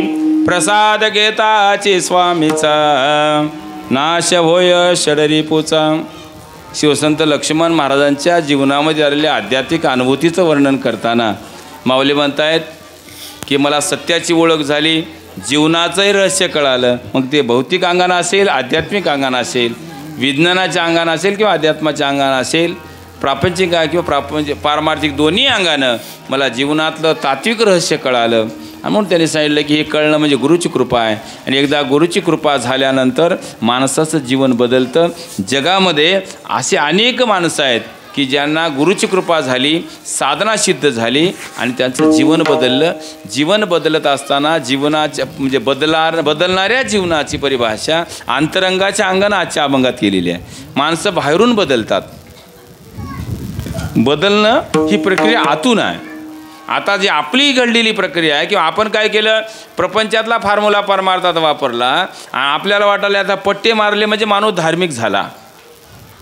असंच की पट्टे मारले म्हणजे माणूस धार्मिक झाला, गळ्यात रुद्राक्षाची माळ घातली म्हणजे माणूस धार्मिक झाला, 2-2 घंटे मोठमोठ्यानं मंत्र म्हणून पूजा करल्या म्हणजे माणूस धार्मिक झाला. असं नाही. त्याच्या आतून काय चाललंय याला फार महत्त्व आहे. बहिरंग प्रक्रिया हे लोकांना धोका देण्यासाठी आहे. बहिरंग प्रक्रिया लोकांना धोका देण्यासाठी आहे.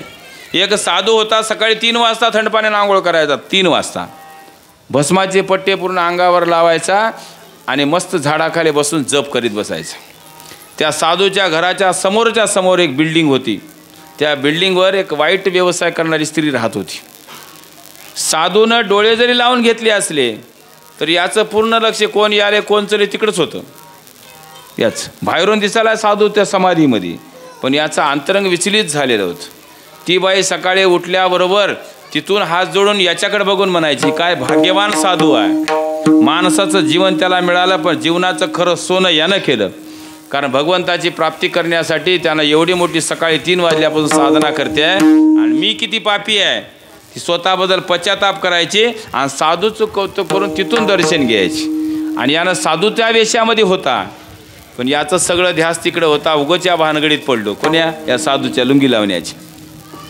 योगायोगानं दोघाला आकस्मिक मृत्यू झाला एका दिवशी. योगायोगानं वर नेल्यानंतर ज्यावेळेस हिशोब बघितला गेला त्यावेळेस चित्रगुप्तांना सांगितलं, म्हणले हिशोब बघताना सांगितलं की साधूला नरकात घाला म्हणले, नरकात, आणि या बाईला पालखीत बसून कैलासात पाठवा. त्यावेळेस साधूनं ऑब्जेक्शन घेतलं, म्हणले इथंही बायाला मोठेपण आहे काय. त्या बाईनं जीवनात काय केलं ते मला धडधडीत माहीत आहे आणि एवढं पाप करून जर तुम्ही तिला कैलासात नेत असाल पालखीत बसून तर मग आम्ही आतापर्यंत केलेलं मातीत गेलं की कोणतं हे संन्यास घेतलेलं सगळं केलेलं. त्यावेळेस त्याला उत्तर असं मिळालं की तुम्ही फक्त शरीरानं संन्यासी होतात पण तुमची वृत्ती संन्यासी नव्हती. तुमचं वृत्ती सगळी विषयाकडे धावणारी होती. स्त्रीचं शरीर जरी नाशिवंत वाईट काम करीत असलं तर तिची वृत्ती तुमच्या सत्याकडे होती, तुमच्याकडे होती, तुमच्या ते देव बघत होती. याचा अर्थ अंतरंग तिचं इकडं होतं. म्हणून बहिरंगाला महत्त्व नाही तर अंतरंगाला महत्त्व आहे. आणि हे अंतरंग बदलायचं असेल तर खरं कळावं. म्हणून माऊली म्हणतात एकदा प्रसाद मिळाला की काम क्रोधादी षडरिपू बदलले, की काम क्रोधादी षडरिपू एकदा परिवर्तित झाले, अंतरंग निर्मळ झालं की आपापच त्याचं बहिरंग बदलतं. याचा अर्थ वृत्ती बदलली, आपापच त्याची कृती बदलते. कृतीचं पहिलं उदाहरण दिले, मी तू पणा हा नूरे, मी तू पणा नूरे, मी तू पणा हा नूरे,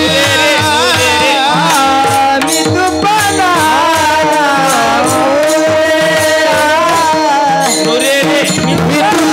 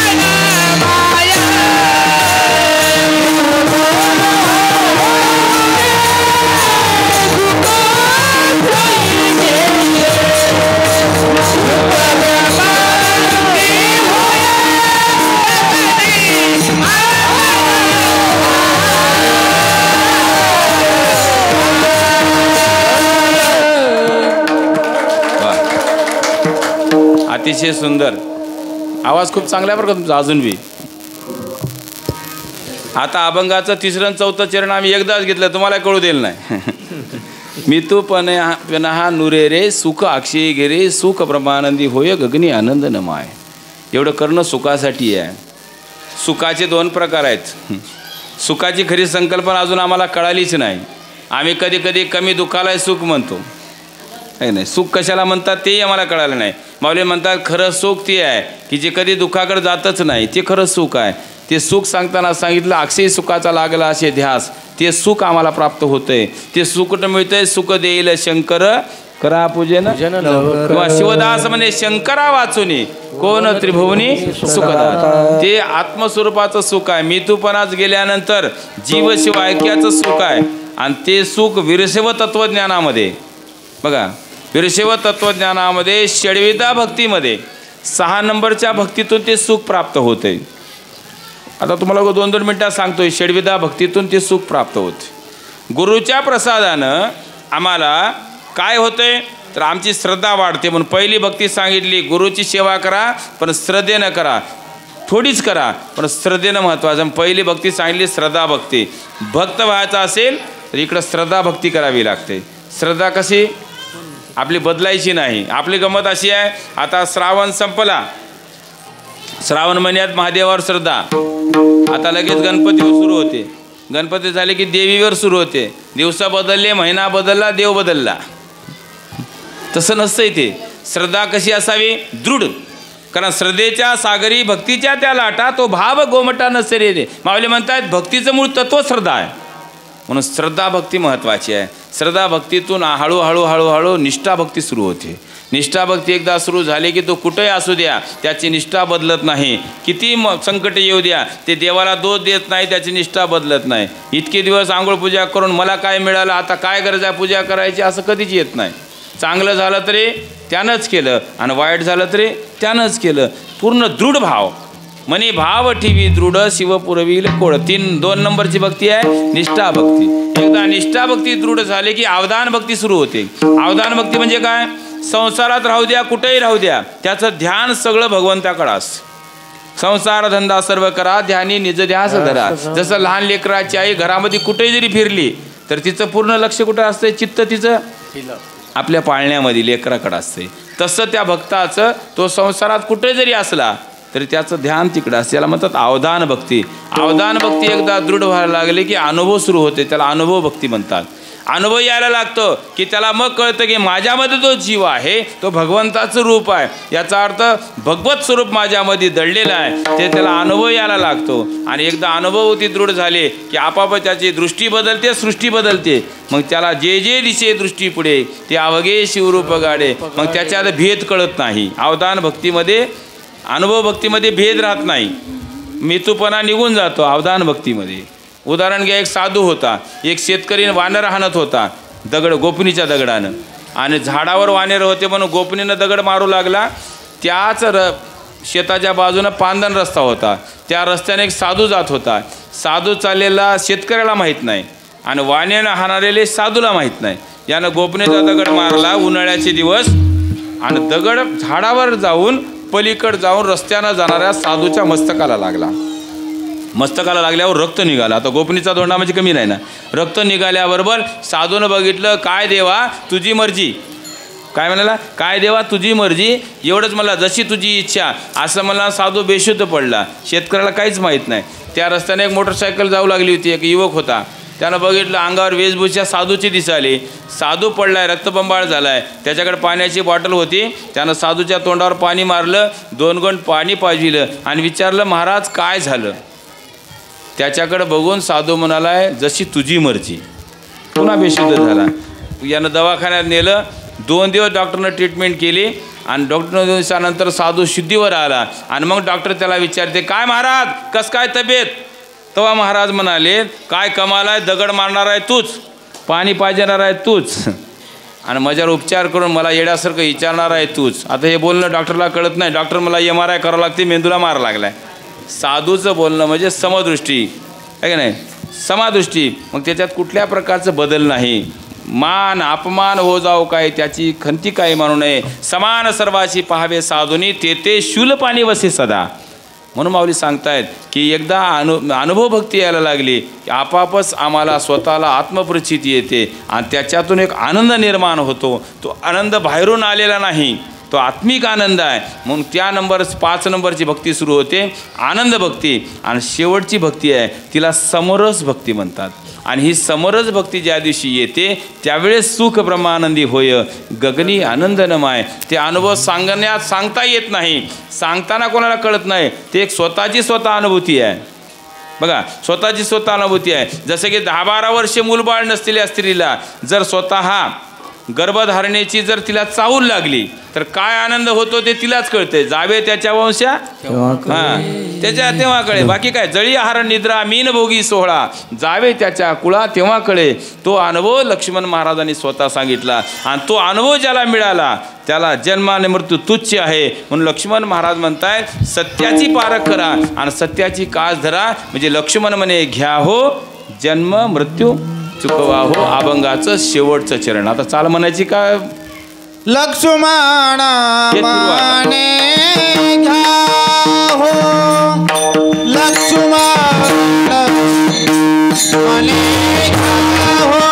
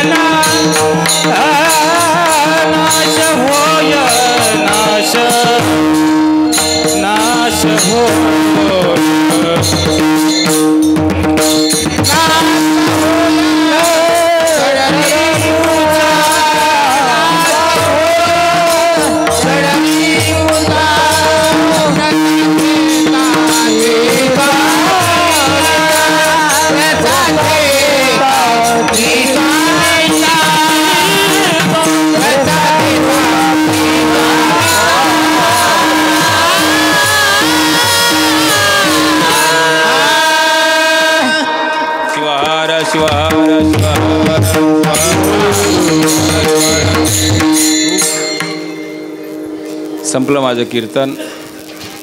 गेल्या श्रावण महिन्यामध्ये आपण सर्वांनी अखंडपणे ओम नमः शिवाय नाम जप केला, मंत्र जप केला. ओम नमः शिवायची ख्याती परमरस पारायण झाल्यावर आपण ओम नमः शिवायचे एक दोन हे म्हणतो बघा, पद म्हणतो बघा, नाही चौवेदाच्या शब्दसागरा मंथनी सापडला, दयाळा मंत्र मनी ठसला. एवढं जरी ध्यानात ठेवलं काय, फक्त ते मंत्र मनात ठसावा आणि सदैव त्याचं स्मरण करावं. कारण मी पहिल्यांदा सांगितलं की मंत्रानंच आम्हाला ऊर्ध्वगतीला जाता येतं. म्हणून आपण तो अविरतपणे अखंडपणे ते मंत्र जप केला. त्याच्या सांगतेच्या समारोहाच्या निमित्तानं ही कीर्तन सेवा, सेवेच्या निमित्तानं भगवान शंभू महादेवाच्या कृपेनं सेवेची संधी मिळाली. ज्यांनी मला ही संधी उपलब्ध करून दिली त्या सर्वांना धन्यवाद. कारण कीर्तन ही एकट्याची भक्ती नाही, कीर्तन हे सामूहिक भक्ती आहे. जसं गावगाड्याचं काम असते तसं हे काम आहे, सगळ्याचं योगदान असते याच्यामध्ये. म्हणून कीर्तनाची सेवा होत असताना निमंत्रित करणारे आमचे संजूआना असतील, गजानराव असतील, तुमचे कार्यक्रमाची सर्व प्रमुख मंडळी असतील, आमचे बालाजी अण्णा मंडलापूर्वी माझ्यासोबत आलेत. त्यांनाही वाटलं बा आपलं गुरुजीसोबत जावं, म्हणजे न्यायाला माणूस आला तुमचा. आता म्हणायची गरज नाही, बोळाही आलता का, आहे का नाही, आले होते, त्यांनाही धन्यवाद. कीर्तना शिवताना सरपंच म्हणजे रणजित पाटील आहेत, आमचे मित्र आहेत निळकंठराव, आता नाही ते कार्यक्रमाला कुठं असतील, आहे का नाही, त्यांचा पूर्ण परिवार, ग्रामस्थ मंडळी, आमचे स्नेही आहेत, पेटी मास्तर, जवळचे नातलग आहेत, आमचे गणेश अण्णा असतील, मृदंग मास्तर आमचा ज्ञानेश्वर माऊली, मारुती अण्णा यांनी सुंदर योगदान दिलं, भाऊ पाटील असतील, भुजंगराव असतील, आमचे दादा असतील, आपण सर्वजण उभं टाकले, सर्व सद्भक्त भजनी मंडळ, तुम्ही सगळ्यांनी योगदान दिलं. साऊंड सिस्टीमने सुंदर ऑपरेटिंग केली. आजचं माझं कीर्तन आता तुम्हाला कधी ऐकायची व्यवस्था मनमत माऊली यूट्यूब चॅनलला केली.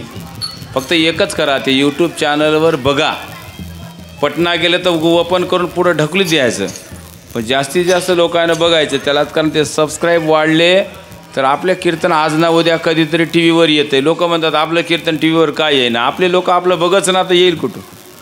आणि काय आपल्याला शाप आहे की आपल्या लोकांचं चांगलं पण आपल्यालाच बघू वाटणार, गंमत अशी. म्हणून वाण्याची दुसरी कोणी जिरविनात, वाण्यानं जिरवा तर वाण्याची जिरवा, आपलं भानगडची आहे की नाही. असो ते बघत जा. म्हणून या यूट्यूबला धन्यवाद. साऊंड सिस्टीम महाराज सुंदर तुम्ही ऑपरेटिंग केली, तुम्हाला धन्यवाद. त्याच्यानंतर आमचे चोपदार मामा फरांड घेऊन निघालते फोटो काढायला, त्याने फार सुंदर सांगितलं, रोजगार हमी अर्धे तुम्ही अर्धे आम्ही, काहीतरी म्हणले ते. पण योगायोगानं त्याला ओढून आणलं आम्ही इथं, आहे का नाही. विठ्ठल मामा अतिशय चांगला माणूस आहे. आता गावात असल्यामुळे तुम्हाला त्या माणसाचं महत्त्व माहीत नाही. या माणसाचं एवढं महत्त्व आहे, सोवळ्या स्वयंपाक करून घालतात जेवायला यायला, आहे की नाही. हे चांगलं महत्त्व आहे, समाजामध्ये फिरणारे आहेत. म्हणून आमच्या विठ्ठल मामाला धन्यवाद.